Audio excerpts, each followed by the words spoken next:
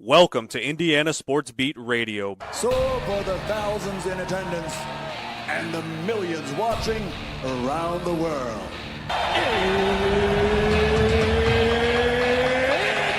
Time! Three on the way. Oh! It went in!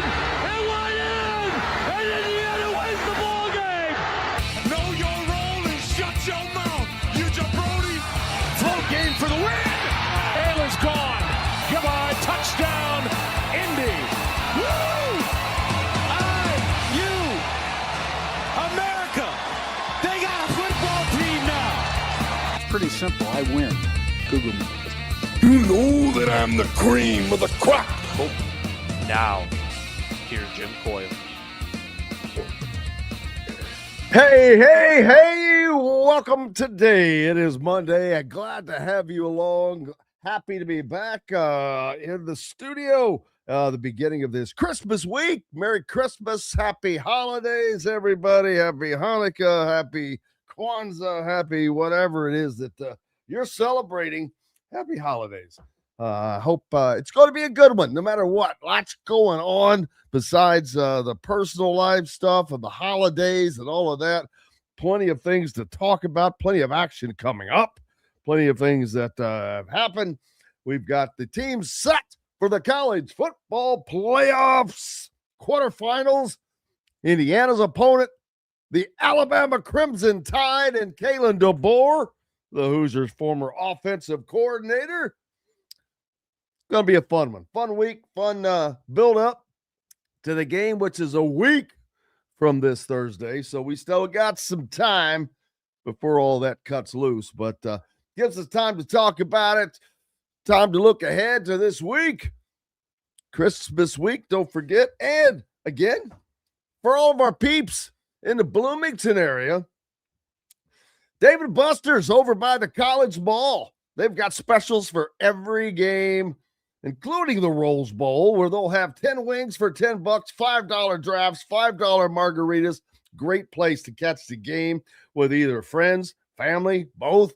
Bring the kids, bring them on a Sunday, and get half-price games all day. Man, that'd be, you want to watch some NFL football, they've got a little place for, not a little place, big place. Big place for you to sit, and plenty of places for the kids to roll around, but plenty of stuff to be going on there. 3 gigantic, large wall screen TVs to watch the games, in addition to many other large screen TVs. And don't forget about our friends, Reynolds Family Dentistry down there in Settlersburg. Dr. J. If you're one of our peeps in Southern Indiana, go by and say hi to Dr. J.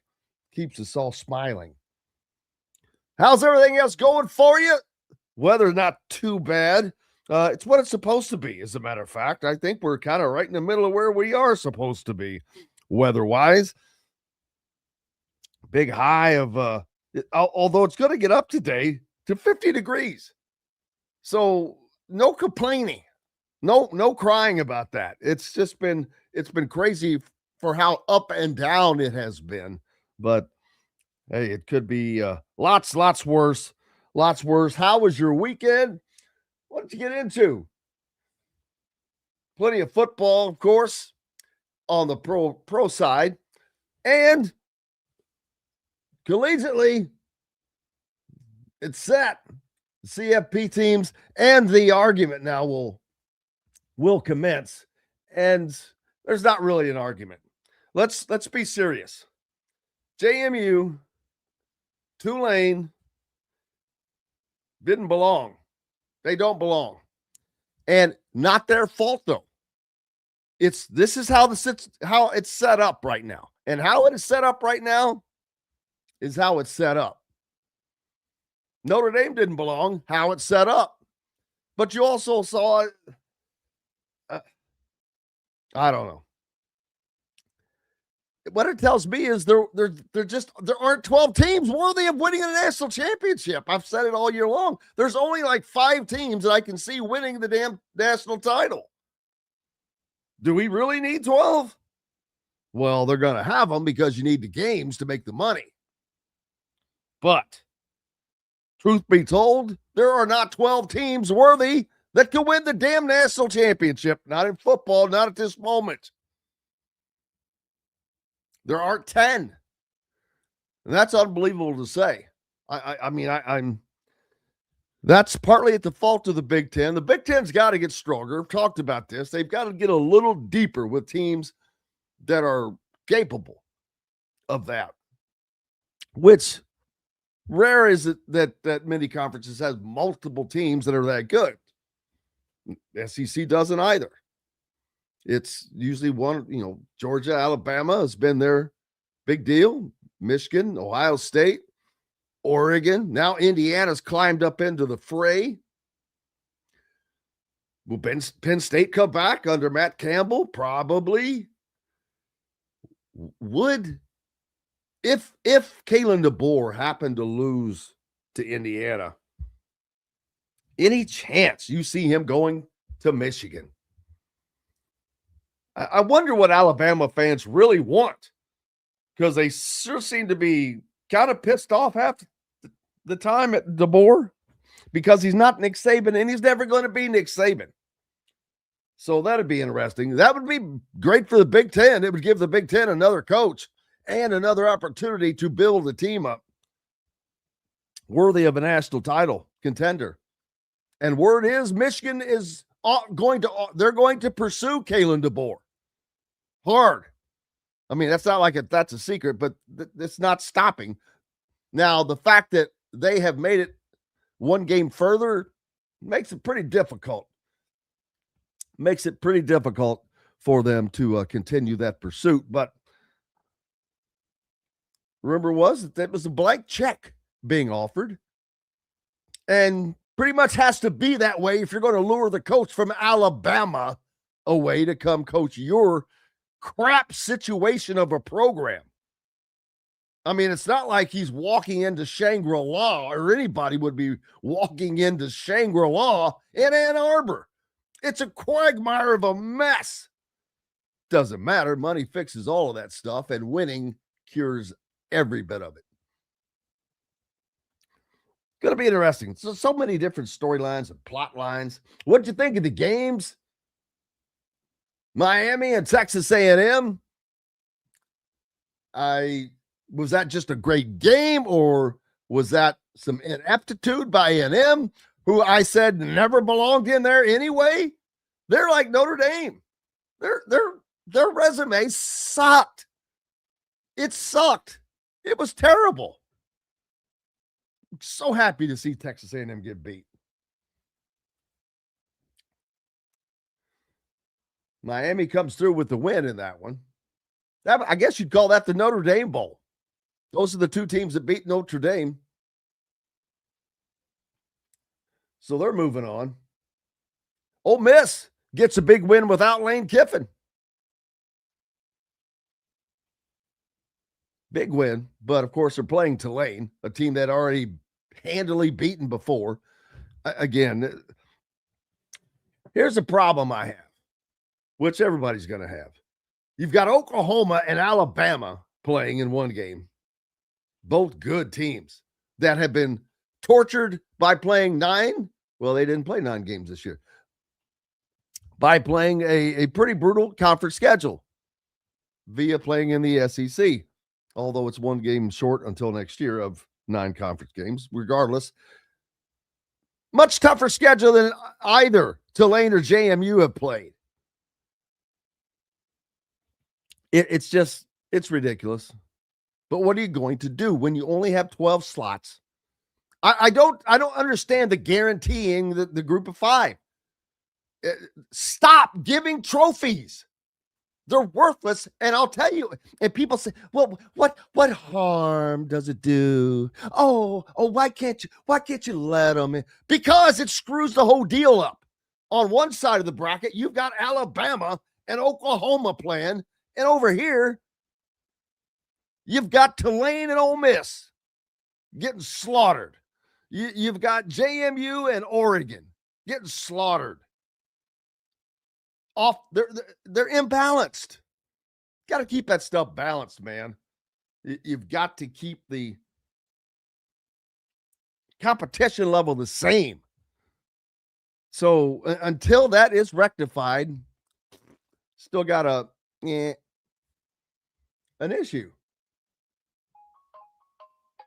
But that's just my take. Blue blood, new blood, IU Bama. Yep, there you go. The blue bloods and the new bloods. Russell says, I think Dusty May saw problems with IU donors, stop guessing at stuff that's not true. Stop creating things that are not true. You can't think what somebody did when you don't know it. Dusty May has nothing to do with this conversation, but I don't stop talking about Dusty May. I don't get it. Why are you all talking about Dusty May? Dusty May is a basketball coach at Michigan. Dusty May didn't get the chance to have the job at IU. So don't guess at what he would have done. He was never offered the job. So stop guessing because you're wrong. Because you don't know a lot of information behind the scenes. Stop guessing. Anyway, why are we talking about crap that doesn't have anything to do with anything going on today? Cool guy said he just went to the IU game a couple days ago, Indiana. Shooting the lights out in the first half.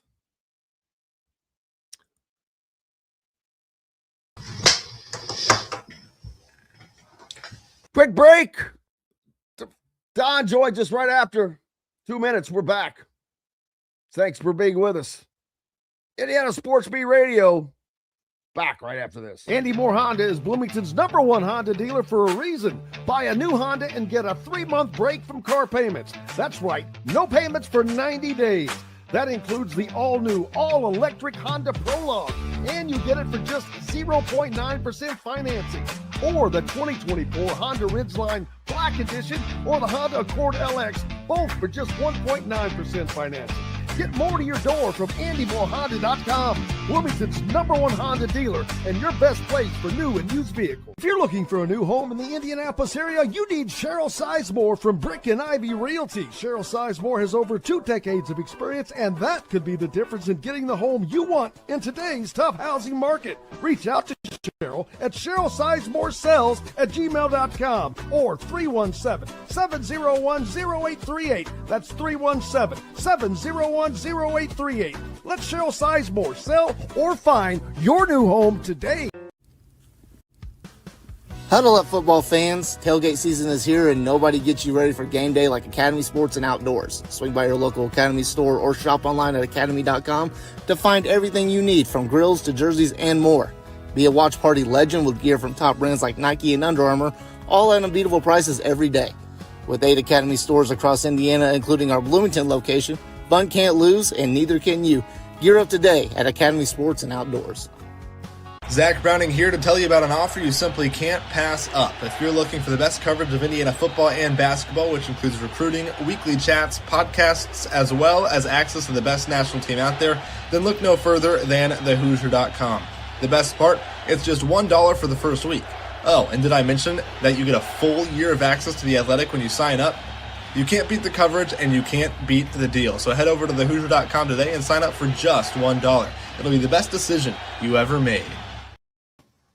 Welcome back, Indiana Sports Beat Radio on this Monday, and that means a visit from the best, the Don Fischer. Don, a good weekend for you. Indiana gets a win on the basketball court, and we saw who Indiana will play on the football side of things. First, we'll stick with basketball.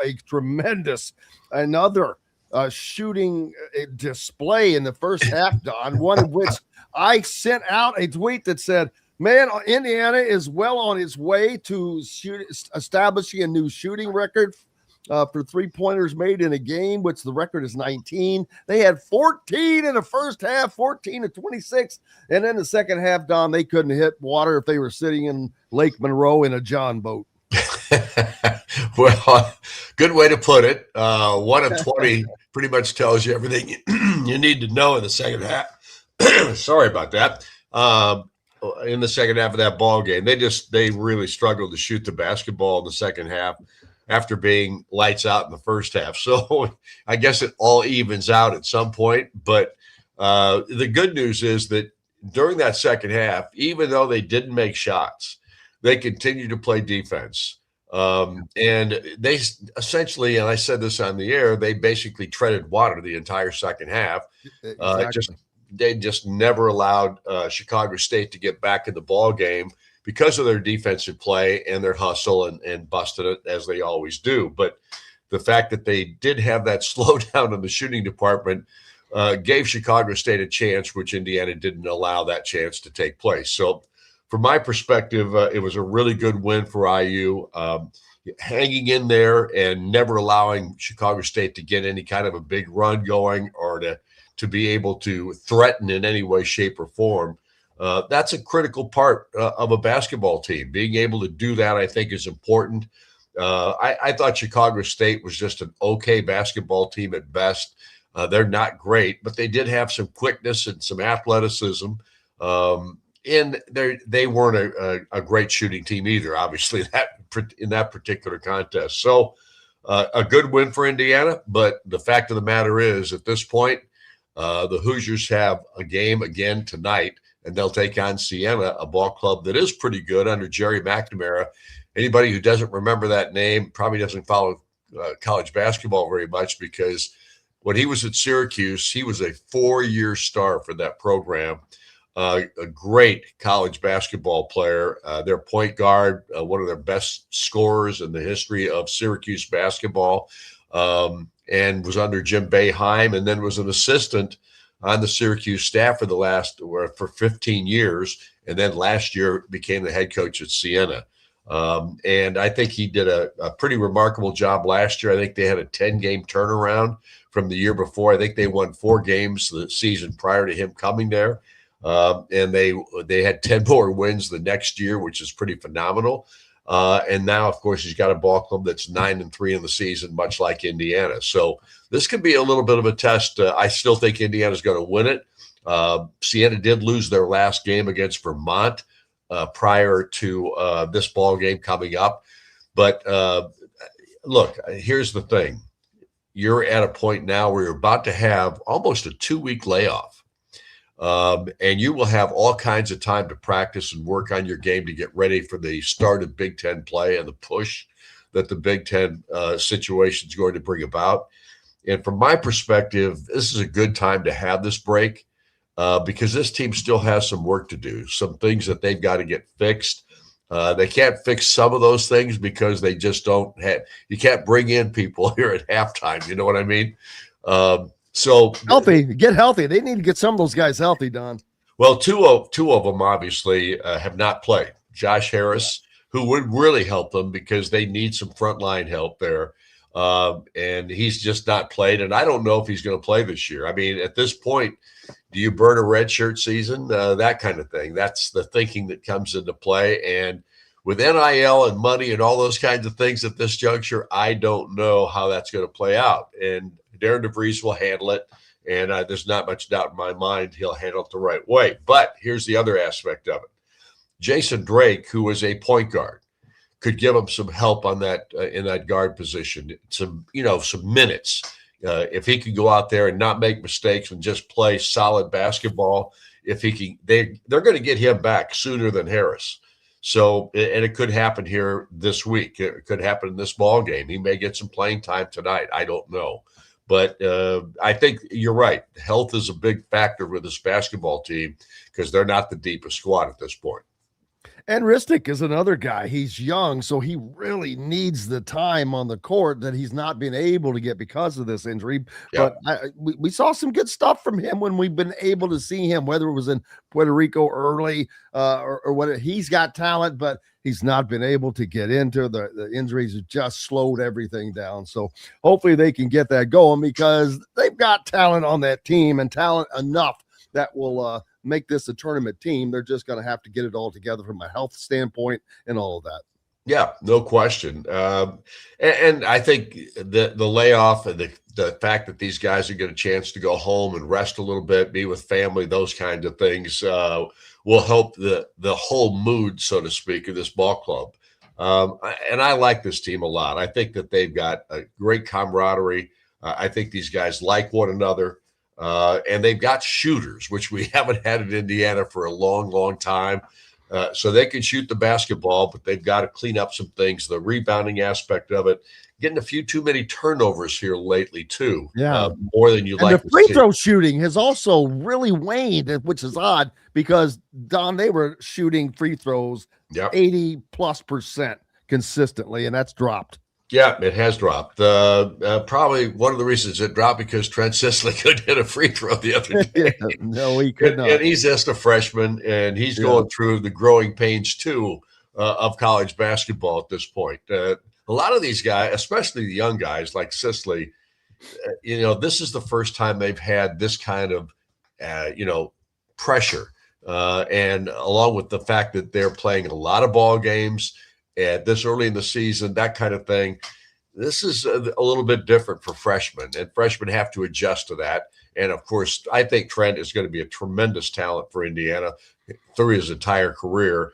If he stays here, we're always talking about this kind of stuff now because you have to.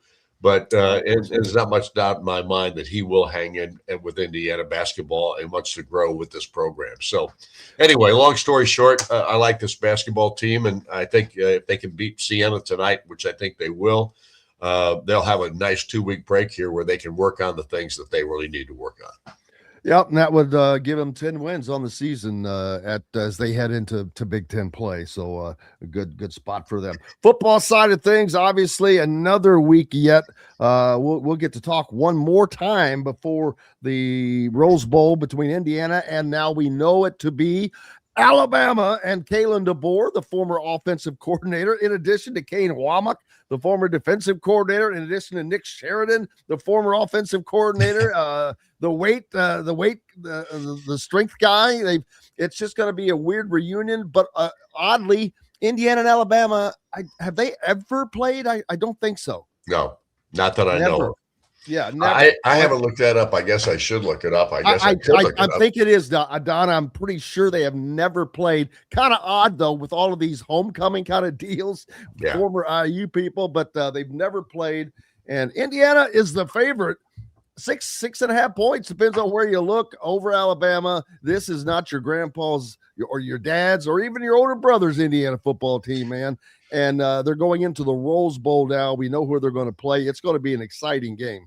It's going to be fun for the Hoosier Nation to be a part of this because I've talked to so many people that have bought their plane tickets or the trips or the packages, those kinds of things that are going to be in Pasadena for this matchup and for the holidays. It's going to be a lot of fun for a lot of Hoosier fans.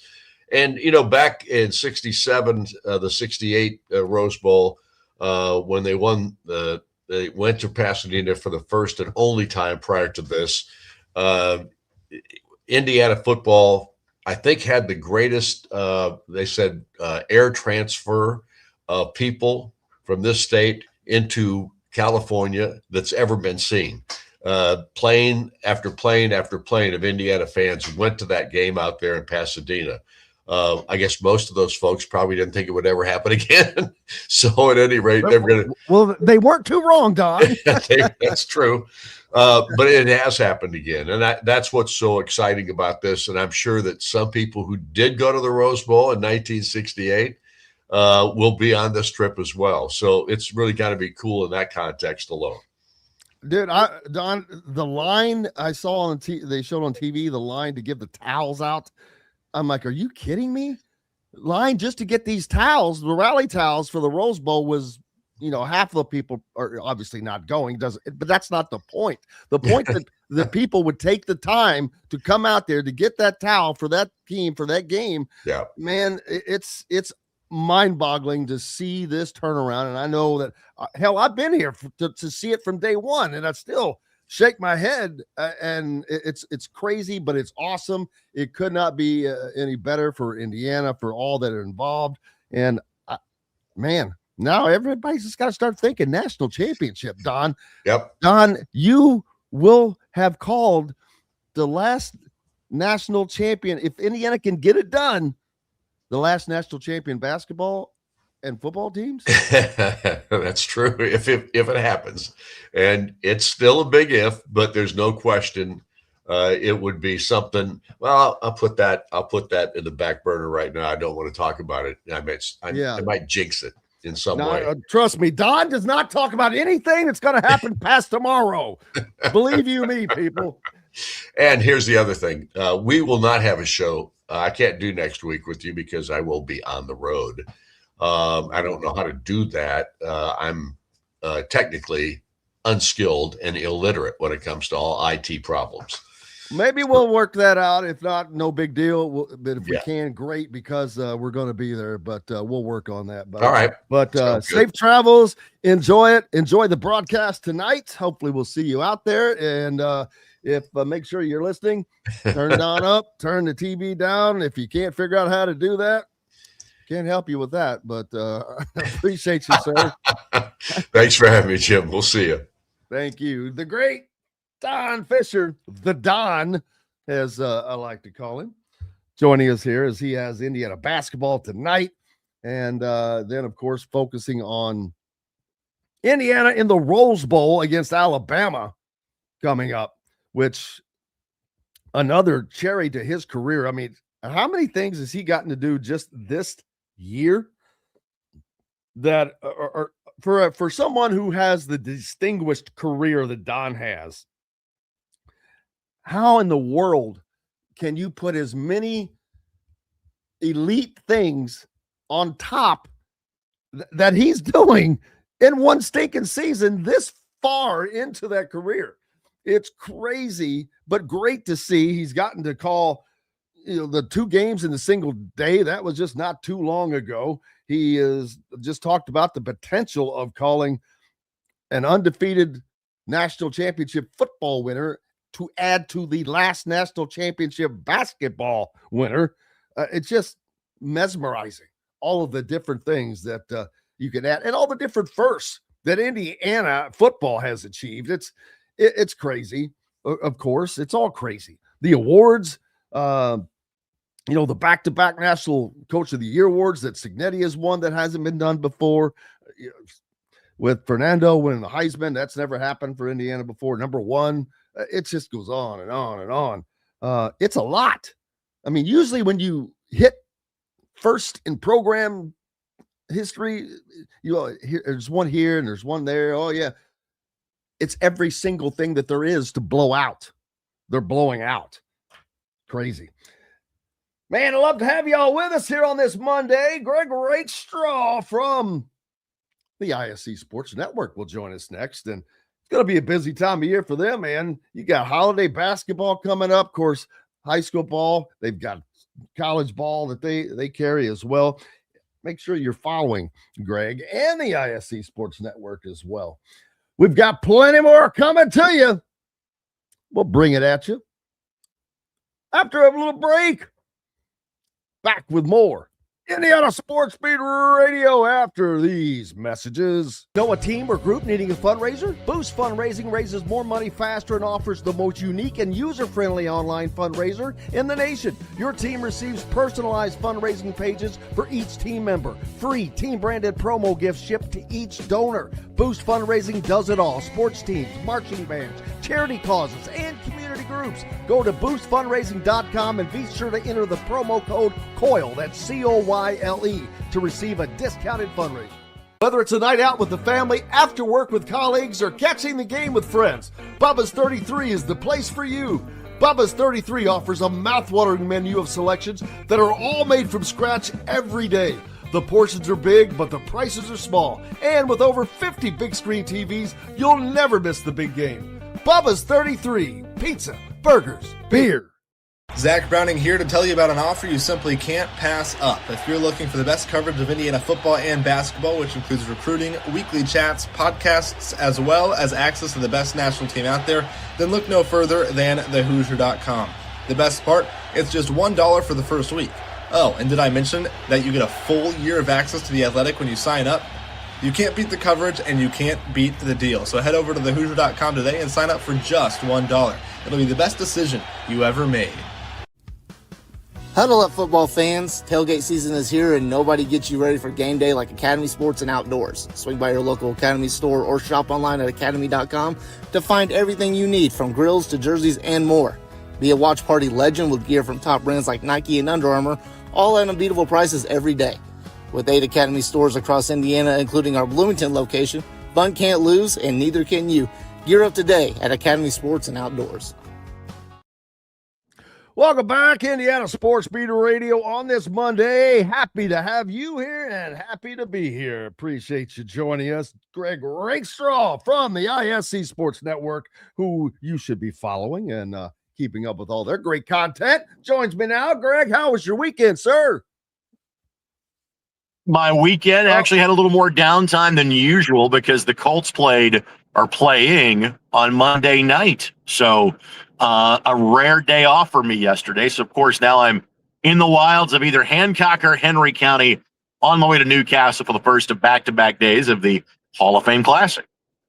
Man, that is a great, great event. I actually had the honor of getting to just once, but call some games from that event once. Loved it. But I love those environments. I love those gyms. The Newcastle gym is the style that there are. I won't say several, Greg, you know better than I do, but there are a lot of that exact style, not the same size, but that style. And I love that style because, man, it's just, there's not a bad seat. Number one, I don't care if you're in the corner at the top, but it's just those are perfect basketball gyms. I love them. So what you're referring to is the sunken-in gym. A lot of those were built in the 50s or 60s. Newcastle is the largest of those. Probably next in size would be the Spartan Bowl in Connorsville. Boonville's gymnasium would be of a similar style. Huntingburg for Southridge is built that way. From a college standpoint, Nickerson Hall, University of Indianapolis would be of that group. From Southern Indiana, West Washington and Eastern are both built of a similar style. So there's probably about 15 to 20 of those that are still in use. But again, Newcastle's is by far the largest. I hated our gym at Floyd. It was just your old standard ass big old box with those rollout bleachers, which I understand they made this common sense move of, hey, we've got more floor space this way and they can practice. I get it. It's just not as cool, man. They built a whole other damn gym to practice in with 2 other complete floors in it. So they got all the gym space. I always wish that could have been bigger. Plus, it's not the biggest. Floyd's is like now down to 3,500. But oh well, there's so many great ones and a lot of hoops coming up this weekend, man, that you're going to get to call. Correct. So this is the first time that I can recall that this event has taken place before Christmas, just because of the way the days kind of fall. So the girls' event is today. I'll do the morning session. Then that Colts Monday Night Football game gets in the way. So Kelsey Casper will call the evening games. Then I am back tomorrow morning and tomorrow evening for the boys' games. Girls' teams are Norwell, Plainfield, Evansville Central, Warsaw. Boys' teams are Crown Point, Mount Vernon, Silver Creek, and Northview. You can watch all 8 games for free. ISCSportsNetwork.com, IHSAATV.org. The 2 boys' games tomorrow night can be seen on TV in the Indianapolis area on my NDTV 23. Did y'all hear that? For free, people. So what the hell are you doing? You've got not much else to do anyway, waiting for Christmas. So check out some good games. And usually a lot of good games actually get played at this time in some of these. And you get to see who's what, who's doing what, who's coming, who's not quite there.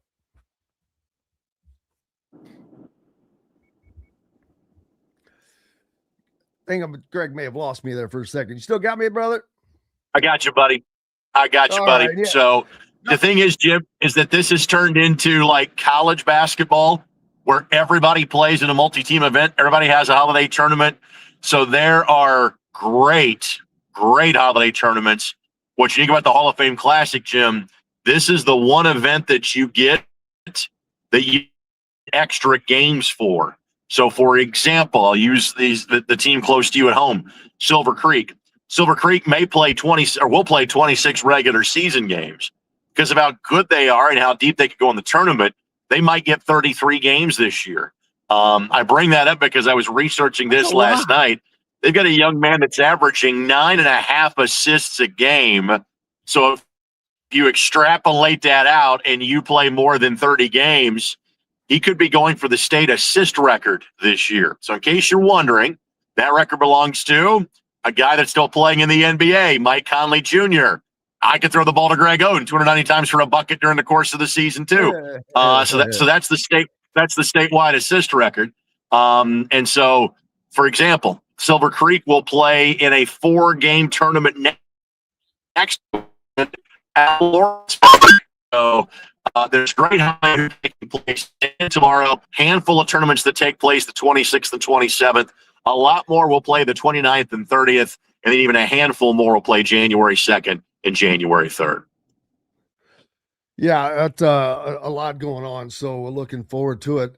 Hopefully you get to enjoy the Christmas time built around that, but it is kind of a Christmas present to the basketball fans of Indiana. It's because it's just one of a tradition. Not as many as there used to be, though. Not as many. There used to be a ton of Christmas tournaments, Greg, and they've kind of gone by the wayside for so many different reasons. But that's okay, I guess. No, I mean, frankly, there's more than there used to be. What you would have would be like these 14. You'd have like these 14 county tournaments that you would have. Yeah. And now what you have is more of these 8 and 12 and 16 teamers. Then what you get into in January is where you have county tournaments, like the Marion County tournament. It's on its second century. That starts January 13th and runs through January 17th, or like the Indianapolis City tournament, which is the following weekend. And then it finishes up, on Monday, January the 26th. Some of these smaller conferences still have conference tournaments they will play at the end of January.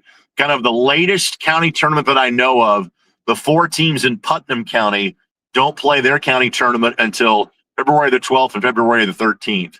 But it is rare that a team, and there's over 400 IHSA member schools now, it is very rare that somebody doesn't play in some form of tournament over the 2-week Christmas holiday window.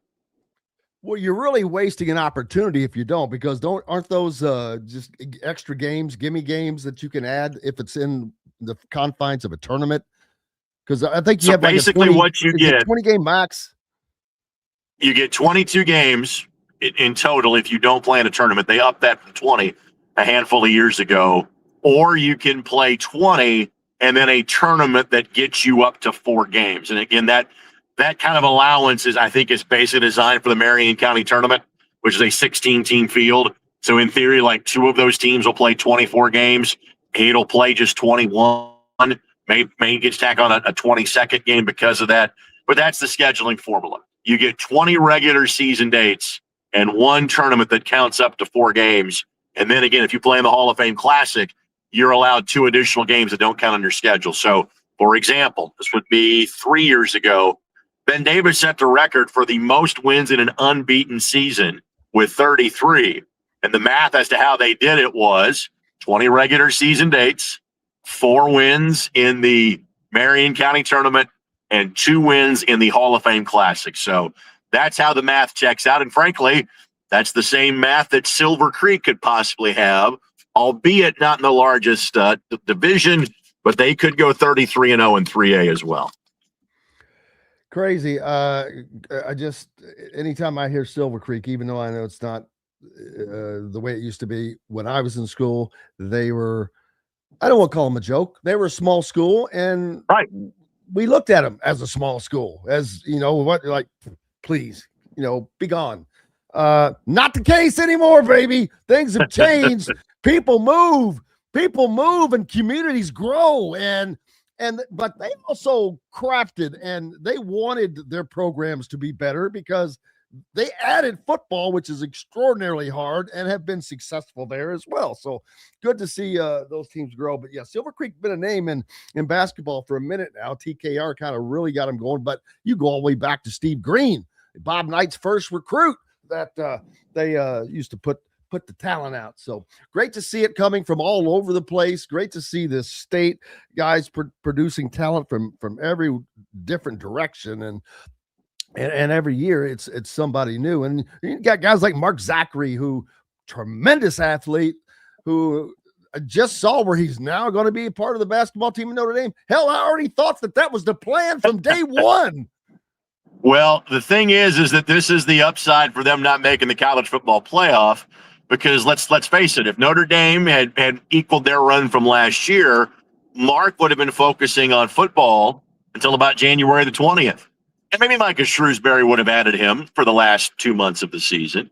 But because they took their ball and went home after not getting in the CFP and elected to decline playing in a bowl game, he was done as of December 5th. And then Marcus Burton gets hurt. And so there's about 5 dudes on campuses across the country that aren't playing college basketball that are as good as Mark Zachary is. And so it was a find. But again, Jim, to give you an idea of how that affects Notre Dame, they got beat by Purdue-Fort Wayne yesterday. Purdue-Fort Wayne's a good team in the Horizon League. I'll see them a couple of times during the course of the season. But again, without Marcus Burton, that has a very negative effect on what ND season is going to look like. Yeah, and I look at Notre Dame basketball as they're in a bad position, because I cannot imagine much NIL focus being paid towards Notre Dame basketball for coach daggone it, Shrews. It's got to be difficult for him. He's coaching the second fiddle sport. Maybe not even the second fiddle. I think football's the first and second chair on the fiddle up in that Notre Dame band. You're not hurting for resources at Notre Dame. I would say that you could probably count on one hand the Power Four. And again, you have to separate the Big East. The Big East becomes a different animal because, only UConn has, major college football. Villanova plays to a high level at the FCS. But football is the first string everywhere. And there is no better example of that now than the Indiana Hoosiers. And so, yeah, you're always going to be second fiddle to basketball, but it's in some degree a pretty level playing field because, again, everybody is dealing with a similar story because football is going to get such a large portion of the pie compared to men's basketball, because even as IU folks, Scott Dolson, Don Fischer, et cetera, will tell you, there is nothing like football success, even in a place that's a tradition. There's nothing like football success to electrify a donor base and alumni base, and we're experiencing that right now. Yeah, on the 60 Minutes piece that covered Indiana football not a week or so ago, I saw Scott Dolson with a great line. He was talking about, the rise of the program, but said, yeah, if we'd have known that winning successfully was going to bring success like this, we'd have tried this a long time ago. But the running joke that made the Facebook rounds in the last couple of weeks, Jim, was basically, now that you can pay the players, Indiana's successful, which means that for the last 150 years, Indiana was the one honest program in college football. They were the one that weren't paying players under the table. Yes. But there is some humor to this in other directions, because these teams that used to dominate, that I'm not going to say were already paying players, but were already paying players. As a matter of fact, my favorite former coach right now, Ed Orgeron. Oh, yeah, man, we used to pay him back then. We had to pay him through the back door. Now we can pay him through the front door. It ain't no big deal. He's telling it all like it is all the time. And I'm like going, see, the SEC doesn't want these stories out, but every one of those damn SEC teams were cheating their asses off, but everybody knew that, but it's been kind of ignored. Well, there's a reason why there's been a leveling of the playing field, people. Right. Because the playing field has been leveled. Correct. And it's at least at the Power Four conference level. Amongst those 60-ish schools that play college football, now there is, much less of a difference. And the ultimate example is that the Heisman Trophy winner went to Indiana and the runner-up played at Vanderbilt. To get to that is the best example anybody can give in terms of now where you can have success. The flip side of that is what you obviously see when schools like Tulane and James Madison qualify for the playoff and don't have a snowball's chance of winning that game. So there is an equaling from 1 through 60, but obviously from 1 through 130 something that currently play FBS football, there is a major divide, and I don't think that's getting changed anytime soon, if ever, at this point. Yeah, you bring up the point about the Heisman. First and second, Indiana, Vanderbilt. Right. Third and fourth, Notre Dame, Ohio State. Nice. Good to see. What's up next for you, brother? Just busy with football and basketball, and then you talked about Christmas. I do get a 4-day break, Wednesday through Saturday, at least from a play-by-play standpoint, and then I'll be busy again Sunday, Monday, Tuesday, another break for the holidays, and then it's finally into January where things actually slow down a little bit for me. But I will be either at the largest and finest high school field house in the world or Lucas Oil Stadium. Those are pretty much my residences over the next couple of days. Yeah, Colts, not much to talk about there. We've got just a minute or so left, but Old Man Rivers, hey, you got to be impressed with the effort against was it Seattle? Damn it, I Correct. Forgot Seattle that damn near won that game, man. Correct, and again, there's two things that both can be true. All right, the first one is for a dude at 44 to get up off the couch, so to speak, and have a week of practice. He was phenomenal considering the circumstances. But there's also, is that really good enough to be an NFL starting quarterback? And that's a fair conversation to have as well. The other thing that I would throw out there is this, because obviously the Colts have started to kind of go downhill a bit when we got to November.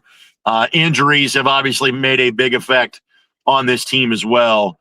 And I haven't had time to fully research this, but I can tell you just from living it, this is the toughest finishing stretch I have ever seen an Indianapolis Colts team have. And at some point, I'll actually go and do the research on this. There is a chance that the Colts' last six games of the season could be all against teams that finish with 11 wins, 12 wins or more, because it's concentrated on 4 teams. It's Jacksonville, it's Houston, it's Seattle, it's San Francisco. And again, in my 25 to 30 years of covering this football team, they have never had a finishing kick as tough as they have had. So are the Colts playing as well as they were in September and October? Absolutely not. But did they also get dealt maybe a bad hand from a scheduling standpoint? It is as brutal a finishing kick as I have seen. In other words, this is my way of saying, I don't think the Colts are playing that bad of football. They're playing some really good teams. And unfortunately, they're coming up just kind of like last week, just a little bit short. Just a bit outside. Yeah. Oh well. But I wish you a Merry Christmas. And you and your family, and enjoy the time off. The weather doesn't look like it's going to be too terribly bad. It's been hard to tell what it was going to be like, because it has been so extreme. We've had extreme cold. We've had 6-8 inches of snow here in the Bloomington area. Nothing out there now. Rain, going to be 50s today. Oh my God. Greg, it's going to be 64 on Friday. Are you gonna play golf on Christmas Day, Jim? Is that what you're gonna do? No, it's going to rain on top of that. But no, I wish I had too busy. That's the only day I don't have to do stuff. So some golf course, someplace in this state will open up on Christmas Day just to say they could. Jim, somebody somewhere is playing golf on Christmas Day. If it wasn't raining, I know one very close to where I am currently sitting. That's right. That would. But I think it's going to rain, unfortunately. But Merry Christmas to you and your family, brother. Appreciate you, and enjoy the week. And we'll see you on the other side of the December week, not New Year yet. Sounds good, buddy. We'll talk to you next week. Absolutely. Greg Rakestraw from the ISC Sports Network. Make sure you are giving him a follow. Lots of sports from the state of Indiana on there. High school, smaller colleges, all types of great content. JBake1 talking about the Big 12, says they've had more scandals with illegal benefits than anybody. So what's the argument? I guess that we were talking about a minute ago with SEC paying players and whatnot. But let's see. He says, well, at least Indiana was playing basketball players. No, Had that been the case, they'd have been winning, bro. Well, they weren't paying them until they were allowed to. So, but there's that. But Jay Bake, new name. Love to see that. Big 12 fan, where are you? I love the Big 12, by the way. Big 12 in basketball and football. My second favorite conference. Seriously. Behind the Big 10, I love the Big 12. It's just, it's got a conference full of football teams that are equally matched. They're just a step below. I don't even want to say a whole step because this is not going to come out the way I want it to. As far as the dominance at the top of their conference, they're a step below the Big Ten and the SEC, but they have good teams.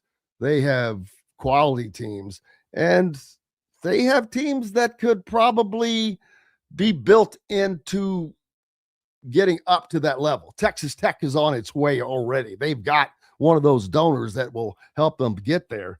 But, Kansas was on its way, but it's tough to do it in both sports. And Kansas is one of those where they're having that battle.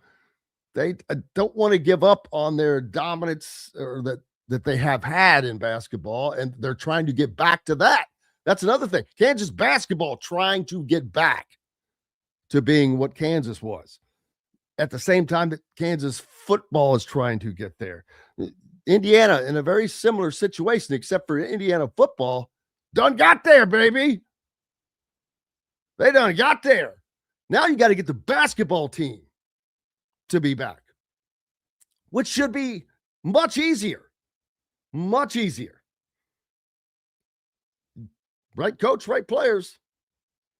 You'll find out if Indiana has that in another year. I'm a 2-year guy. I get an idea after the first season of how things have gone, what went into it, but that's not a decision maker because they get that second season or that second season to see what changes they have made. Look at the changes at Louisville, but for Pat Kelsey between last year, good start last year, but really kind of jumped this year. Big difference.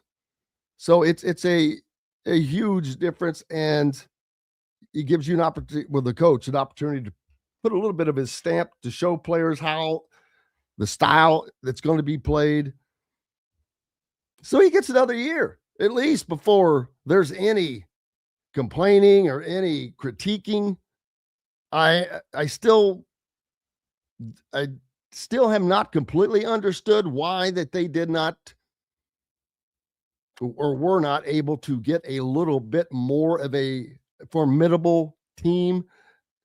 Injuries have played a role into that. I mean, it's kind of a la the Pacers.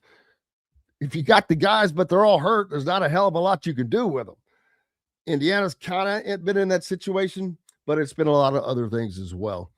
We'll talk to Dustin Dopirak, the Pacers beat writer from the Indy Star, on the other side. Glad to have you along. Go to thehoosier.com. Get you a subscription. Get a free pullover. I'll have to pull it out after the break. But, we've got you set up. Anybody that subscribes today and sends me an email to indianasportsbeat@gmail.com, you get a free Indiana IU embroidered pullover that I can't get straight, but it is embroidered, trust me, and it's got the logos on it. And I'll send it to you for free if you are a subscriber and you send it to me.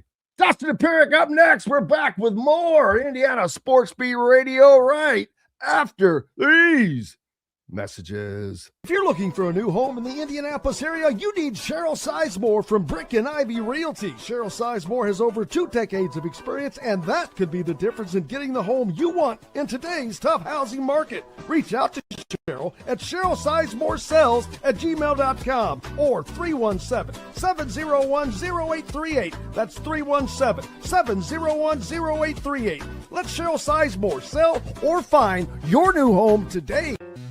When it comes to apparel and promotions, Freethink has you covered, literally, whether it's 24 or 200 shirts for sports leagues, businesses, or groups. Freethink Apparel and Promotions can also create your very own merchandising store. Freethink Apparel and Promotions did it for Indiana Sports Beat Radio, and they can do it for you. Whether it's screen printing, embroidery, digital printing, promotional products, vehicle wraps, or anything else under the promotional line. See what Freethink Apparel and Promotions can do for you at freethinkapparel.com. Huddle up, football fans. Tailgate season is here, and nobody gets you ready for game day like Academy Sports and Outdoors. Swing by your local Academy store or shop online at academy.com to find everything you need, from grills to jerseys and more. Be a watch party legend with gear from top brands like Nike and Under Armour, all at unbeatable prices every day. With 8 Academy stores across Indiana, including our Bloomington location, fun can't lose, and neither can you. Gear up today at Academy Sports and Outdoors. Whether it's a night out with the family, after work with colleagues, or catching the game with friends, Bubba's 33 is the place for you. Bubba's 33 offers a mouthwatering menu of selections that are all made from scratch every day. The portions are big, but the prices are small. And with over 50 big screen TVs, you'll never miss the big game. Bubba's 33, pizza, burgers, beer. Welcome back, Indiana Sports Beat Radio on this Monday. Glad to have you along. Thanks a lot for joining us here on this beginning of the week. I hope your weekend was a good one. And if not, we've got it going now. Dustin Dopirak from the Indy Star joins us now. How was your weekend, sir? I mean, I was on the road. It was New Orleans on Saturday, Boston yesterday. I got to Boston yesterday, so I'm in Boston this morning. Tonight, playing a team that was supposed to also take a gap year that isn't taking a gap year. Boston's doing just fine. But yeah, so it's a hotel couple of days. Yeah, I can see I can see you were traveling, but well, at least you get that out of the way before Christmas. What's it like out there traveling right now? I guess it still hasn't, with Christmas being still later on in the week, traveling's probably not too bad. Yeah, it's fine. It wasn't a problem at all. It's a weird trip to say, all right, New Orleans and Boston before Christmas. Sure, why not? Like, that's, like those cities are close. Those, there's definitely like this like Pacers schedule has been like, does anybody have a map? Like, do you guys know where things are? They're just, like first weekend was like Memphis, Minnesota, Dallas. And you're like, sure, those are close. Like, what are we talking about here? It's like, usually you like to pack them together. So there's one thing that's, like you go to one, then you go to another and they make some kind of sense. Hasn't really been that way this year, but it is what it is. New Orleans and Boston aren't bad places to be for Christmas. It was nice to be in New Orleans for a day where it's warm. And it's fine in Boston. It's Boston, like it's still a cool city no matter what. And it's not snowy out there. It is freezing. But it's at least, I've been in Boston in worse scenarios. So it's cool. I'm not complaining. Yeah.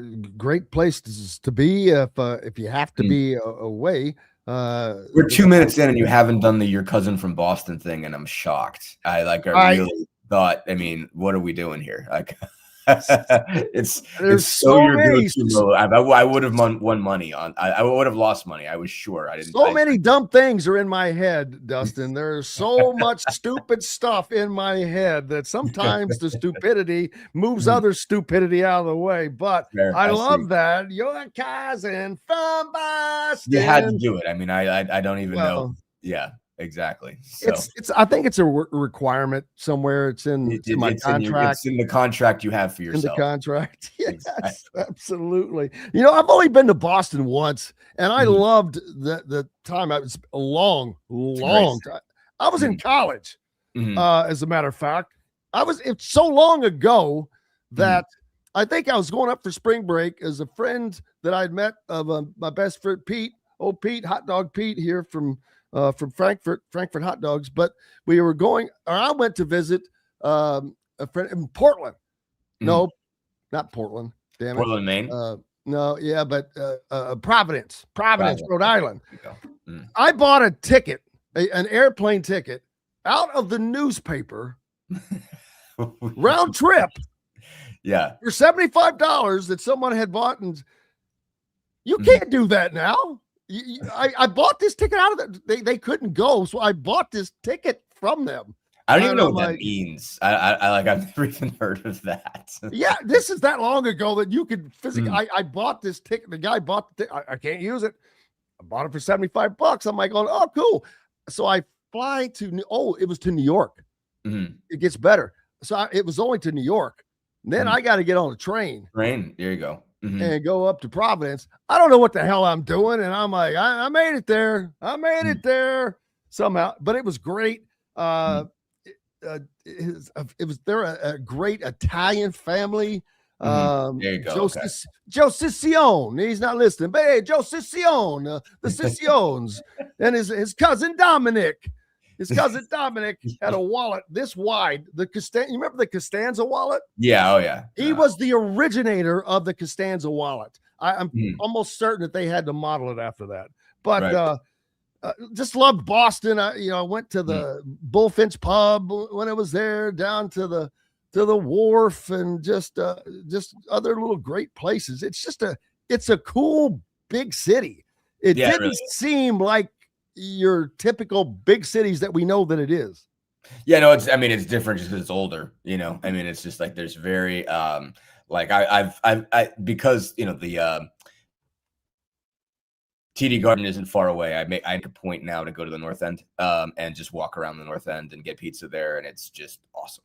That little Italian neighborhood up there, it's got probably 1,000 awesome restaurants, like statue of Paul Revere, like where he started the ride. Like you have all this stuff that just comes together, and that's on one side. You can walk to Fenway on the other, and it's like everything is old, everything is ancient. There's just everything you're walking on is like there's I went to a bar last night that had a sign outside that said Sam Adams drank here, so did Paul Revere, so you should. Okay, well, you've convinced me. I'm sold. And it's stuff like that. That's Boston. And it's everything is. It's like one of the birthplaces. Like one of the places where America starts is Boston, and so like that stuff is just super awesome. Yeah, and TD Garden. One of the places that I wish I would have gotten to go was the old Boston Garden. The old Boston Garden. I can see it right now in my mind of being inside of there with cigarette smoke billowing through the rafters back in the old days. Crazy what these guys would do. They get done. Larry Bird, they're in there drinking beer. It's crazy. If you get to some of these old pictures, the old Indiana Pacer pictures, they're in there. What's his name's in there smoking? Maybe this is at halftime. Slick Leonard's in there, got him a cigarette in one hand and maybe a beer in the other. But that's the good old stuff, man. It's hilarious. It's a horrible idea. Like they absolutely were in worse shape. I'm gonna go out here and run my ass off now, but in between, I'm gonna smoke a half a pack and you're just like what? Like so somebody thought that was okay? like what? Right now it may it might help. It might help the Pacers right now. It wouldn't. That would not make it things better. Well, I'm not saying enough. For the future, I'm thinking about for the kids. This is for the kids. Yeah, sure, for the kids. If you guys all for the kids, the pack, you'd be better off. It's all They're for doing the kids. Just fine, losing enough games on their own without smoking any cigarettes or drinking any beers. They're losing. They if they're not tanking, and I'm not going to throw that out there because it's a very odd, it's a very loaded situation. But people are like, well, they should just tank. They're doing just fine by not tanking, as far as I can tell. They are trying to win and still losing. And so that's, if you're all about the draft pick, then that is working just fine. I think the term ethical tank has been put out there. And I think this has been so far as I can tell, an ethical tank. Because I don't think it's a good idea for them to many games. I think they're losing more games than they should. I don't think it's a good idea. There's a, if you're saying, okay, well, they've got to get a top 5 pick out of this, and that's probably where they are. They're probably at the point where there's nothing they can do to get back into, the hole is getting too big for them to get back into play in position. But they still need to win some games just to not, this is getting hard. You can tell it's getting exhausting and all on guys that you're going to need. that basically when they, when everybody comes back, like they're going to have to be in a good mental place. I do think this is too much, this level. If they win 6 out of every 28, so they're end up with like 18 wins, that's going to be pretty rough. That's going to be hard. So I think they can win a few more games than this. It's hard. It's hard for in a lot of ways, but it's hard mentally on a team and a team that has to come back, which next year, which it's a lot. They're going to be expected to win. Back. Yeah, they're going to be expected to win, and it is going to. So now you've got a lot of pressure on you after having this miserable season. Yeah. They're going to go by a bunch of pressure. They're going to be expected. Certain people are going to expect them to go to the finals, and that's going to be hard because for like and I think you're seeing.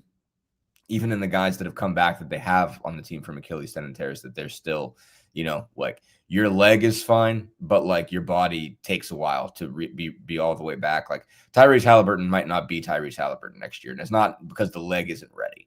Like it's going to be, it typically takes you a while to get back on the floor and get to be yourself again, like that still takes a while. So you're not going to see like magical throwing up, like buzzer beating threes Tyrese Halliburton in November of next year. Like it's going to take a while and it might not happen next season.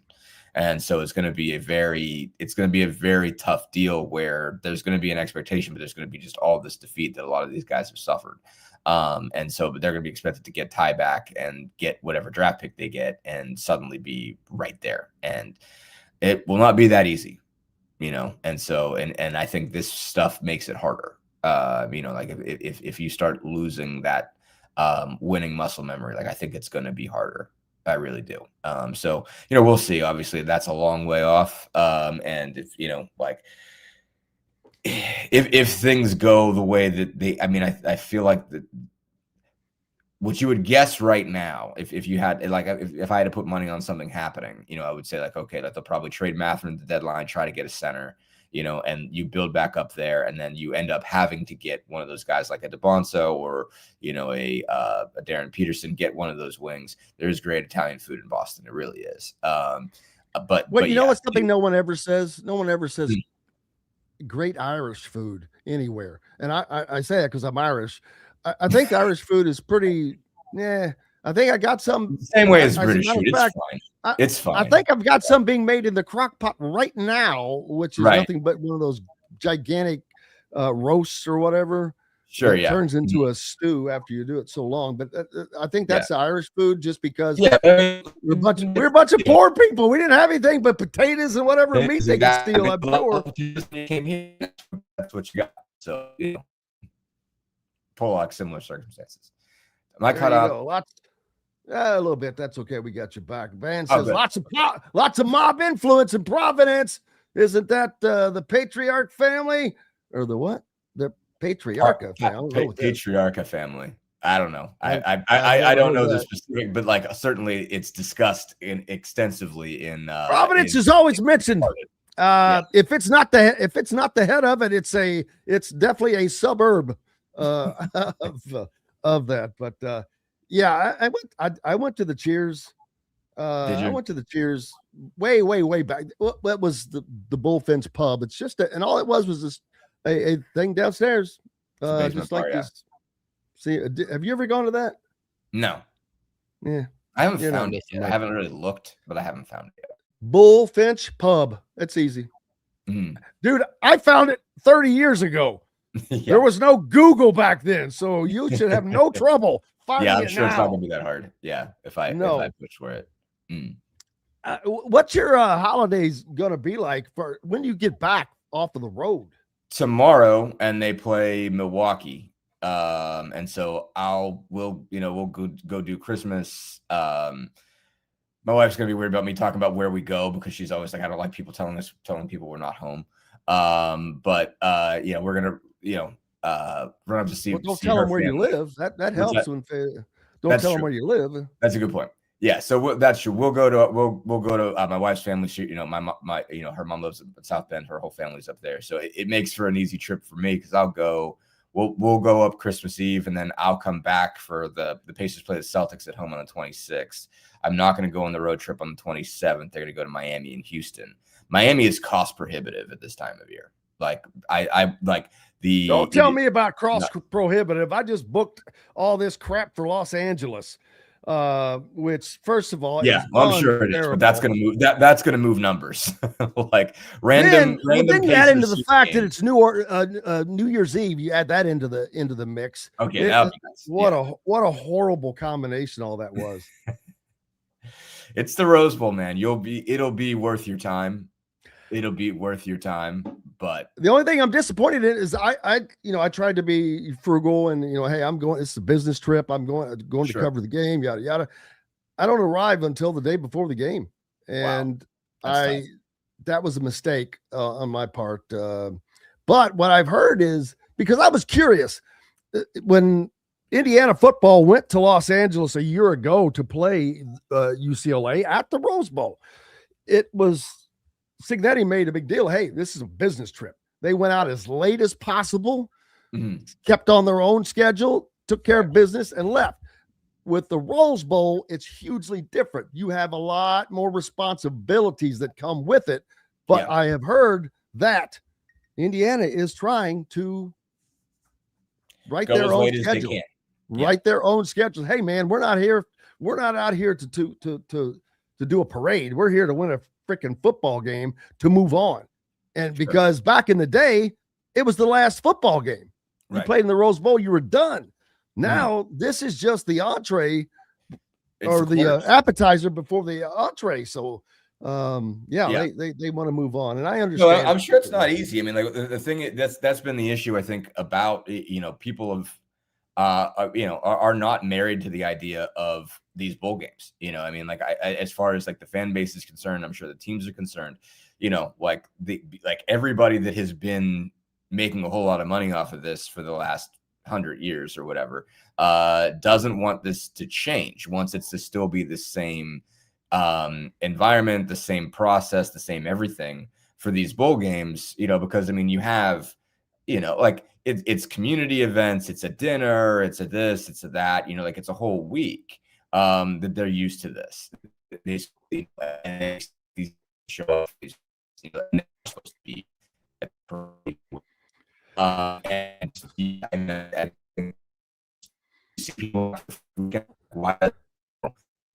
he's having a little trouble there. We'll see if we can get him cleared back up, and he'll rejoin us and get a cleaner signal from the moon there.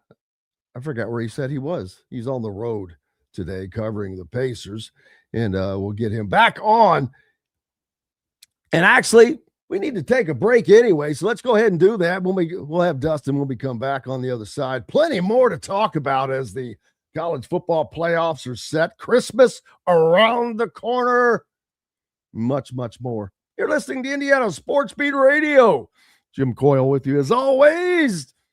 Back with more on the other side right after these messages. The ISC Sports Network is your home for sports content across the Hoosier State. Find us live on TV and streaming or archived on our website and our app. The ISC is your one-stop shop for the content you want to see, including high school sports, college sports, and other great events throughout the year. Subscribe to our streaming service and get access to it all. ISC. Local lives here. Know a team or group needing a fundraiser? Boost Fundraising raises more money faster and offers the most unique and user-friendly online fundraiser in the nation. Your team receives personalized fundraising pages for each team member. Free team-branded promo gifts shipped to each donor. Boost Fundraising does it all. Sports teams, marching bands, charity causes, and community groups. Go to boostfundraising.com and be sure to enter the promo code COYLE, that's COYLE, to receive a discounted fundraiser. If you're looking for a new home in the Indianapolis area, you need Cheryl Sizemore from Brick and Ivy Realty. Cheryl Sizemore has over 2 decades of experience, and that could be the difference in getting the home you want in today's tough housing market. Reach out to Cheryl at CherylSizemore@gmail.com or 317-701-0838. That's 317-701-0838. Let Cheryl Sizemore sell or find your new home today. When it comes to apparel and promotions, Freethink has you covered, literally, whether it's 24 or 200 shirts for sports leagues, businesses, or groups. Freethink Apparel and Promotions can also create your very own merchandising store. Freethink Apparel and Promotions did it for Indiana Sports Beat Radio, and they can do it for you. Whether it's screen printing, embroidery, digital printing, promotional products, vehicle wraps, or anything else under the promotional line. See what Freethink Apparel and Promotions can do for you at freethinkapparel.com.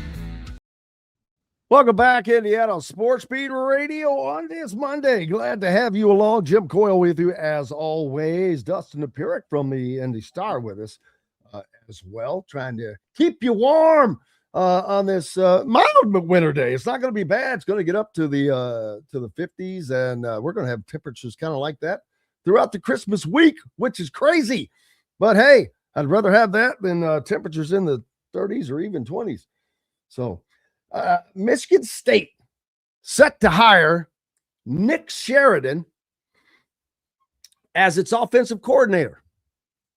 Dustin Dopirak rejoining us from the Indy Star. Well, I've had a great moment in what you can't control. Out of town, it's hard to control, man. Hey, Nick Sheridan, Indiana's former offensive coordinator, current co-offensive coordinator at Alabama, but that's a ceremonial title, I'll call it, because he used to be the OC, and that was only because when Kaelon DeBoer left Washington to go to Alabama, Ryan Grubb went to the Seahawks to take the Seahawks OC job. It was his OC then, and didn't work out or whatever. So he was able to get him back at Alabama, and now he's the co-OC, but you don't hear anyone mention any name other than Ryan Grubb when they're talking about the Alabama offense, not Nick Sheridan's. I didn't know if he was still there. I was wondering, but so he's heading to Michigan State to be the new OC there. Good for him. He's a Michigan. Wasn't he originally? I think he started his career at Michigan. Yeah. Yeah, he was. He was one of the Rich Rodriguez quarterbacks, if I remember correctly. Yeah. Surprising. Well, Michigan doesn't have their stuff settled yet, and that's another thing. I keep seeing how they're going to make this serious run at Kaelon DeBoer, and like blank check, which it would have to be a blank check. How the hell else are you going to get the head coach of Alabama to walk away? Now, honestly, I think it's a better fit, to be honest with you. I think it is a better fit. It would be better for the Big Ten. It would give the Big Ten yet another team to look out for.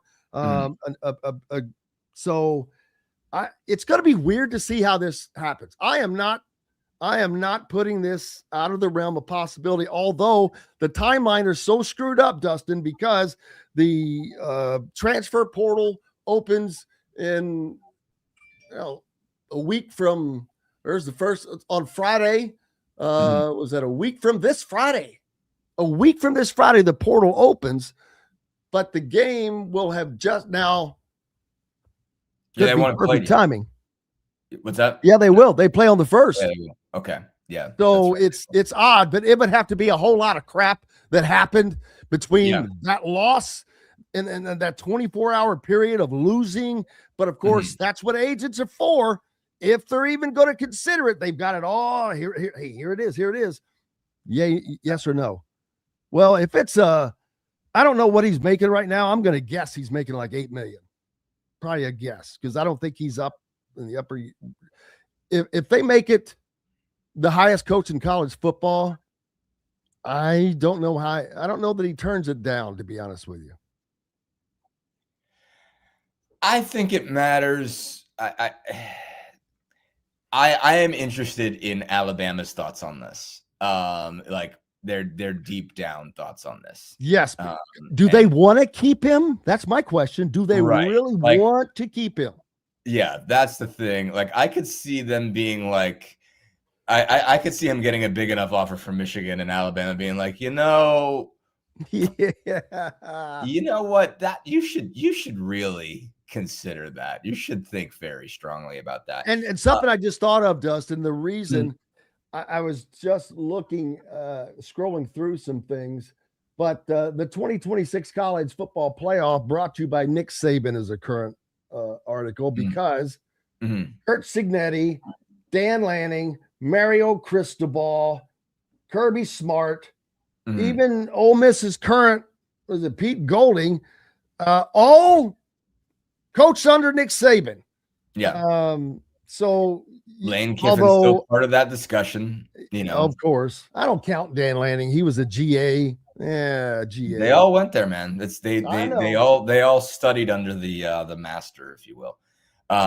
Yeah, no, I mean, I think that like he's just not the cultural fit matters down there. Like being Southern just matters. Like I don't know how to describe it as players, to why. Even interacting with players. Yeah, everything, the interacting with players, recruiting, interacting with fans, everything just like having like that Southern edge to you just matters. I don't like because they sniff it out. I mean, like it's, you know, like the word I feel like it goes back to the word carpetbagger. I mean, they just do not like tend to, you know, it's like if you win, you know, they'll love you no matter what, but you better win. Like, and winning cures everything. And Alabama, like even making the playoff and getting beat in the quarters is not winning like they expect winning. Like when Alabama right now means national championships, like that's winning, you know, like going, you know, like,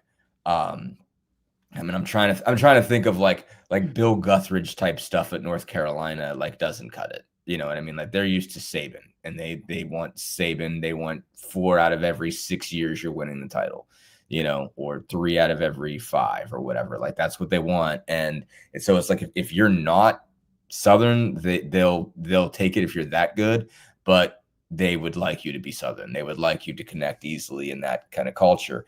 And doesn't seem natural for Kaelon. I mean, obviously, well, it's not. He's from South Dakota. Yeah, he's from South Dakota. He's not even. Yeah, it is not easy. I mean, look, man, I was, you know, Pennsylvania guy living down there for 2 years. Like you can tell the difference. Period. Oh, dude. And that's as far north as he might as well be from Canada, eh? More or less. Yeah. But it's not only that; it's different. His personality is so different than Nick Saban's. Kaelon Yeah. DeBoer is a super. First of all, he's just as competitive. That's what people don't understand. Just because you don't outwardly act like you're pissed off doesn't mean you're not competitive. I mean, some people like me, that's you can tell when you're like, oh, you're. But then there's other guys that are they're seething inside. He's one of those guys. Nick Saban wasn't. You knew when Nick Saban was not happy. You knew it. I mean, whether you were an assistant coach, a player, an official, didn't matter.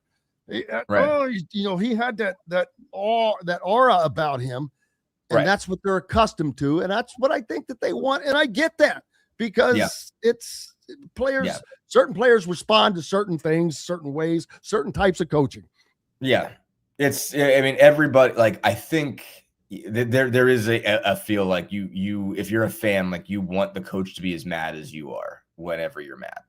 And they want to see it, and they want you to ream somebody. And Nick Saban did that. So yeah. I mean, and I think ultimately, like if Michigan comes and throws a whole bunch of money on the table, and Alabama's like, we can get out of this, you know, like we can get something else, and they could, you know. I mean, I wouldn't be shocked. I mean, like Alabama's just not a place you leave, you know, like voluntarily.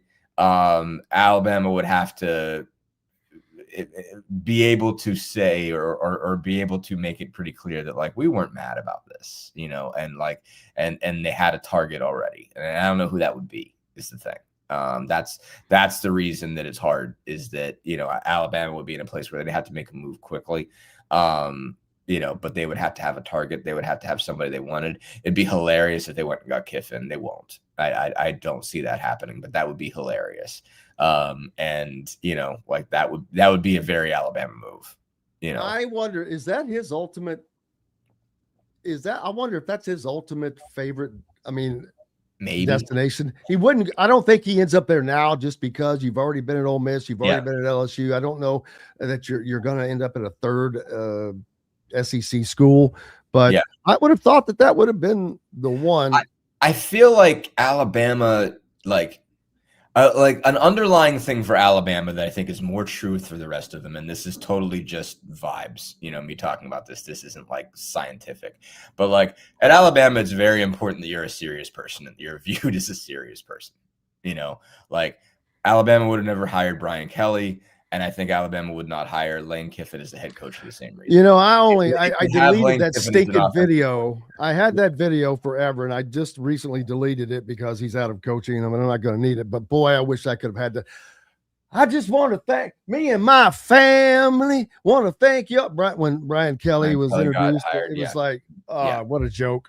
Right. But that's, and I think he kind of set the tone for being, I don't want to say fraudulent, but not being genuine. Southern, I mean, no. So like, and Lane's obviously, like Lane's a California guy, but I mean, he's adopted as an SEC person at this point, So like, he's fine with that, I mean, he's managed to play all those cards pretty well.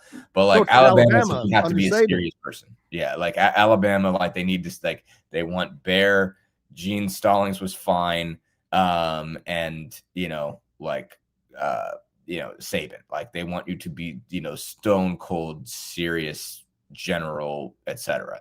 And Lane Kiffin, Bear Bryant, baby, it goes back to Bear Bryant. Yeah, they want you to be able to look at somebody and just glare, and that be it. Like Alabama wants people like that, and so Lane Kiffin is not that kind of guy. Like Lane Kiffin's slick.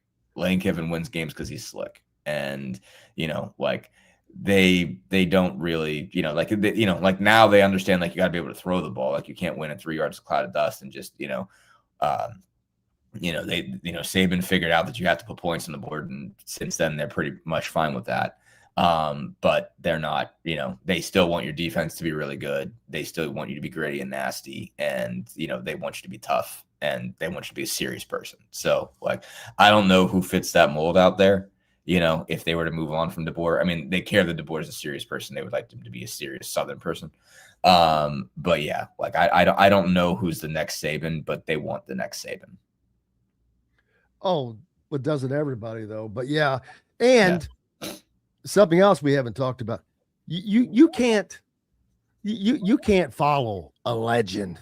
I mean, you do not want to follow a legend. You want to follow the guy after them who follows the legend, right? Because third in line is fine. Yeah. Yes.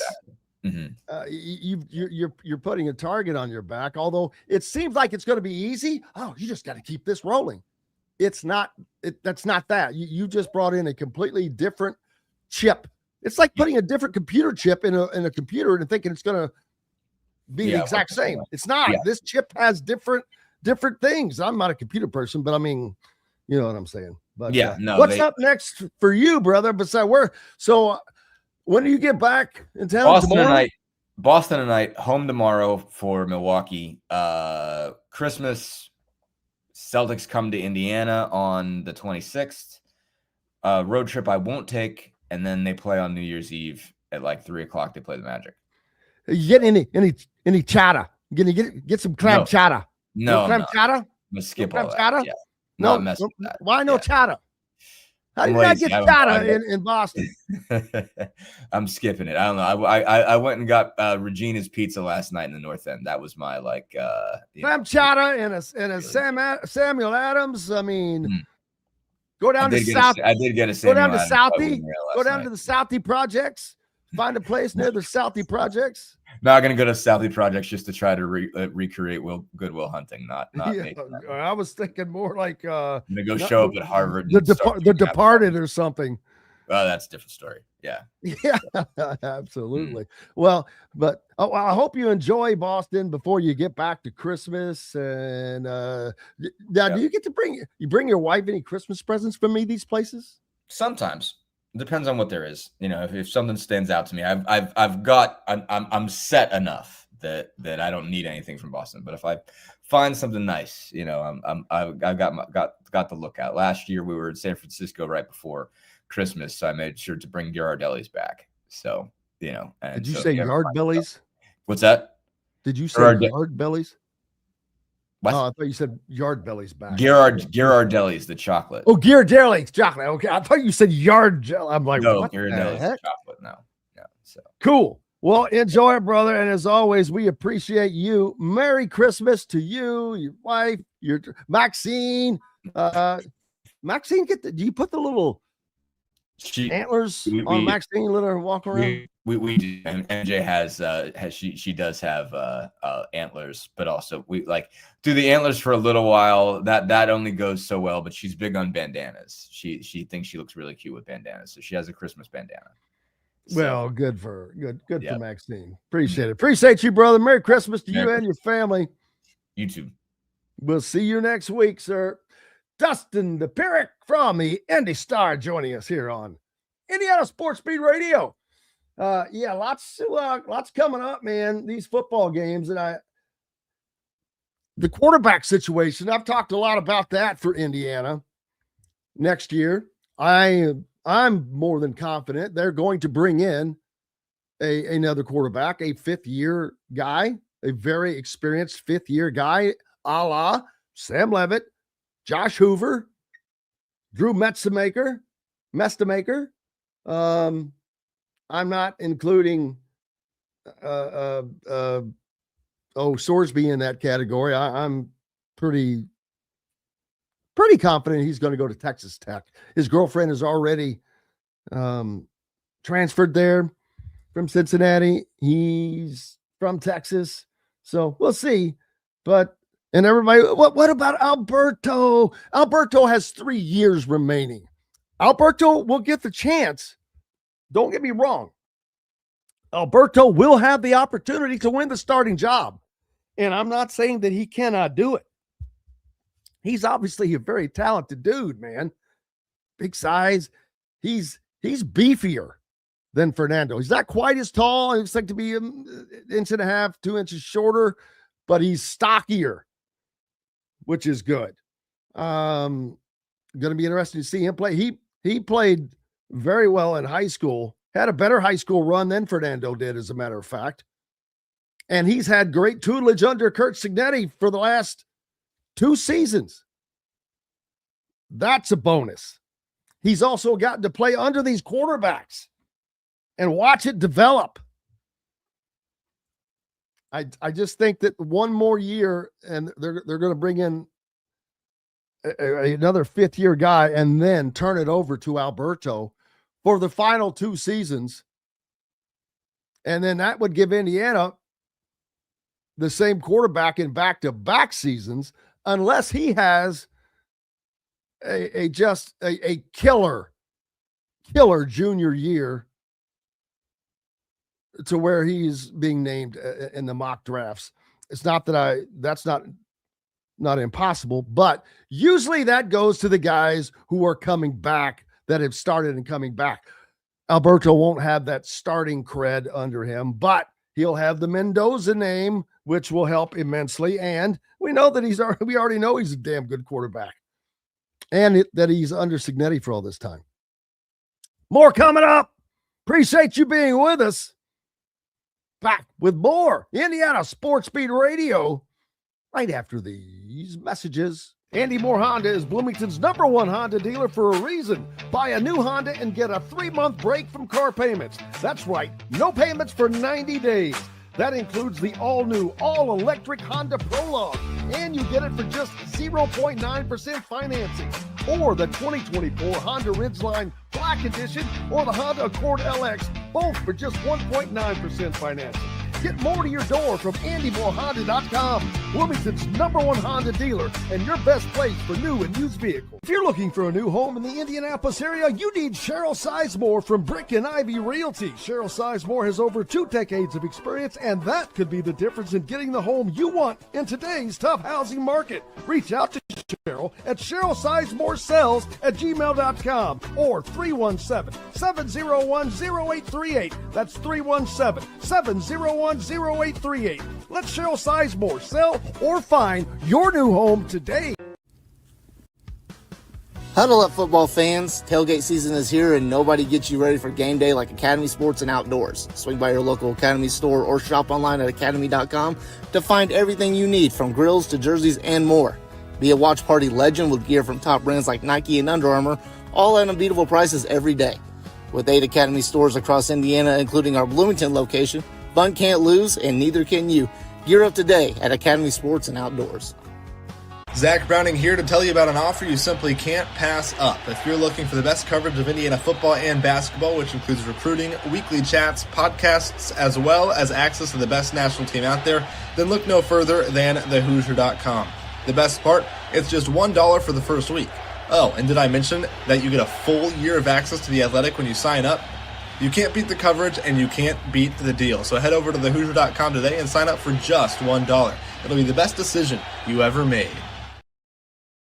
Welcome back, Indiana Sports Beat Radio on this Monday. Glad to have you along. Thanks a lot for joining us as the week lays out. Christmas week, no less. My goodness, it is here. I cannot believe it, but it's true. This Thursday, of course, we will not have a show on Thursday. We'll be back. I guess we'll come back and do one on Friday to set things up for the following week. Big week. That following week coming up, we're going to have a lot of surprises for you. Big prizes. No, just kidding. But always prizes. But great guests coming up next week. Can go ahead and tell you, Rhett Lewis. Of course, you know Rhett Lewis, former color man for Indiana football, but former player for Indiana football, currently with not only the Big Ten Network, but the NFL Network as well. We'll have him on to talk about the Rose Bowl, Indiana, Alabama in the quarterfinals as number 1 Indiana taking on the 9th-seeded Alabama Crimson Tide and Kaelon DeBoer. Working on having Kaelon DeBoer on, the Alabama football coach, next week as well. How about John Wertheim from 60 Minutes? Former Bloomington native, Bloomington North High School grad, by the way. He did the piece on Indiana football for 60 Minutes. Was he a Harvard grad, I think, or Yale? I'll have to look that up. I can't remember. One of the two. But that's next week, man. Big announcement coming, too, starting Monday. Oh, mercy. Cannot wait. It's going to all happen at once, but we're holding on to it. We got to hold on to it. But big stuff coming on Monday. Big news. Appreciate you for being with us. Of course, we've got 4 days this week to get ready for the Rose Bowl. In addition to Indiana basketball, they play tonight, by the way, against Siena. Don't forget. Post-game show, Scott Laskowski will be on there with that. And as soon as once Big Ten play gets started, I'm trying to pull back off of that show because I always try. There's a reason I try to have as good a guest as possible. Ain't nobody tuning in to hear what I have to say. Hell, I don't care what I have to say. Just kidding. But I'm hoping to make that better for you guys. Better yet, don't want to let the cat out of the bag just yet, but it's going to get a little better. And guests, besides, may try to use Scott more as the host and have other guests like John Laskowski, like Pat Graham, like Joe Hillman, former Indiana players doing the Indiana postgame show. That's how it should be, right? Absolutely. You know, I was going to bring up, looking at this past season's NCAA football stats, the quarterbacks that will be available. Drew Mestemaker He's number one as far as passing yardage thrown. He threw for over 4,000 yards at North Texas last season. 41-29 to be exact. That's a lot. That is 500 yards more than the next guy. That's a big chunk for that number. That's a percentage, man. Sawyer Robertson of Baylor was next. Dukes, Darian Mensah was next. Caden Veltkamp, Florida Atlanta. Ty Simpson, Alabama, has now thrown for 3,500 yards on the season. Of course, he has that extra game. They played, 14 games now? Yeah, they played in the SEC championship. So, yeah, that's in 14 games, he's thrown for 3,500 yards. So that's going to be something that you have to watch out for when Indiana's taking on the Crimson Tide. I don't know that their defense is as good as, I know it's not as good as Indiana's, but it's all about matchups, man, and how these coordinators scheme these games. Josh Hoover, number 6 in returning. He threw for almost 3,500 yards last year. Just, was he 28 yards shy of 3,500. Now, again, Ty Simpson has played 14 games. I think Josh Hoover still just played the 12. Joey Aguiar, Tennessee, good year for them. Great switch for them. That was the kid that was at UCLA. Jaden Maeva, USC. Look at this. Yeah, Maeva, USC is number 9. And Aguiar, who should have been at UCLA, would have been number 8.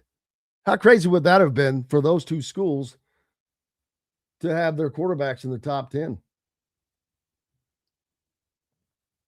North Texas ended up being the highest scoring offensive team in the country at 44.8. Indiana ended up number 3 at 42 points. Texas Tech is 42.5. Notre Dame, Utah, Tennessee, South Florida, blah, blah, blah, blah. Oregon looked good in their game, but of course they're playing James Madison. Hey, you got to give it to James Madison, though. They put up over 400 yards of offense in that game.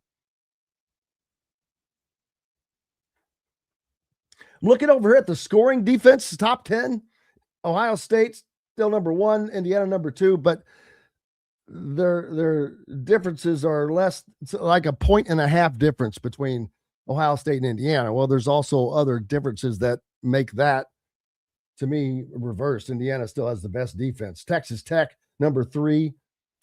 Miami, number 6, who will get to play again. Iowa, number 7.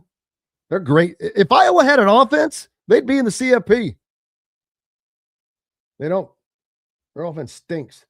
Georgia and Oregon, 9 and 10. So 1, 2, 3, 4, 5, 6, 7. 7 out of the top 10 scoring defenses. 7 out of the top 10 are in the CFP.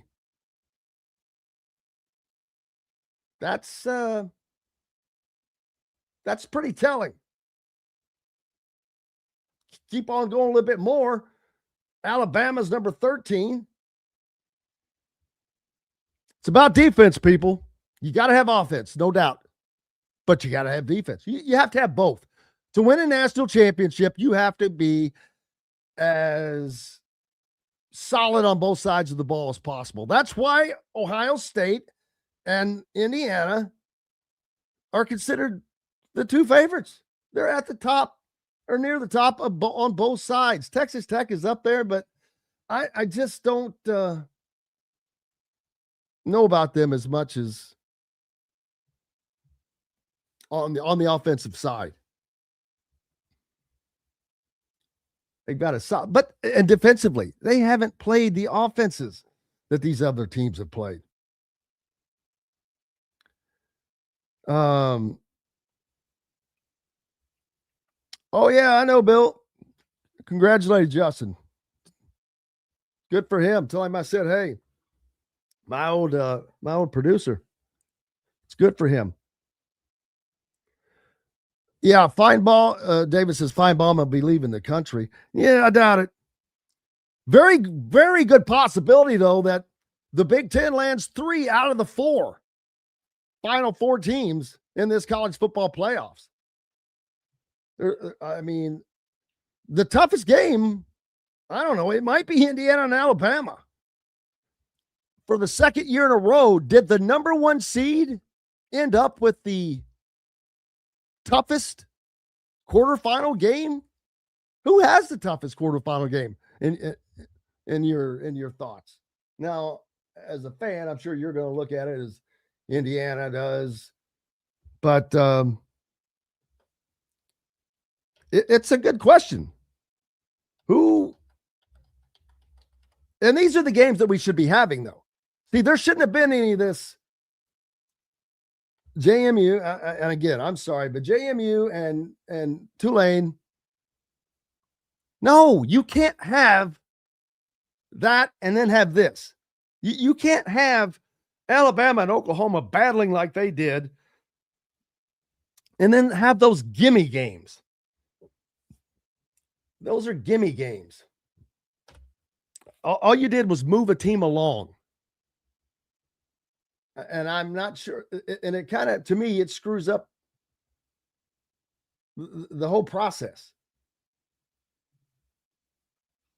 But it is what it is. You can't change that this year. I bet you, I'll bet you $1 to a donut. This system is changed next year. You will not see the G5 teams, not in a 12-team playoff. I cannot imagine them allowing the G5 teams in a 12-team playoff anymore. And I get it. But then what is this going to turn into? Well, we got to put Notre Dame in because they're Notre Dame. Oh, God. Well, they might. Well, there's nothing they can do, but exactly. What the hell is Notre Dame going to do? They don't have a ball to take home and go play somewhere else. So love the memes I saw. Play like a chump today. Take your ball and go home today. Didn't get our way and going to go home. Yeah, that just aggravated me to no end. That showed zero class. Zero class. Don't get our way, so we're going to go home. Okay, well, screw you. Why would I have Marcus Freeman coming on? The games that are coming up, of course, Ohio State taking on Miami. That is on Wednesday, New Year's Eve, 7:30 Eastern time. I will probably miss that game. I think I'm going to be in the freaking air flying to Los Angeles. Damn it. Then, of course, on New Year's Day, in the Orange Bowl, Texas Tech taking on Oregon. Whew, that's a good game. I got Oregon in that. Rose Bowl, number 1 Indiana, number 9 Alabama at 4 p.m. Eastern time, 1 p.m. on the coast, and then the nightcap, Ole Miss and Georgia. Got a lot coming on. We got lots more coming up this week. Cannot wait. Happy week. It's Christmas. Glad to have you along. Looking forward to much, much more and a fun week. Go out and have yourselves a great day. Until tomorrow, I'm Jim Coyle. I will see you on the radio. Thanks for listening to Indiana Sports Beat Radio. Be sure to subscribe to our YouTube page for more clips and team coverage of Indiana basketball, football, and more. You can also find full episodes and tons of other content on thehoosier.com. We'll see you next time for another edition of Indiana Sports Beat Radio.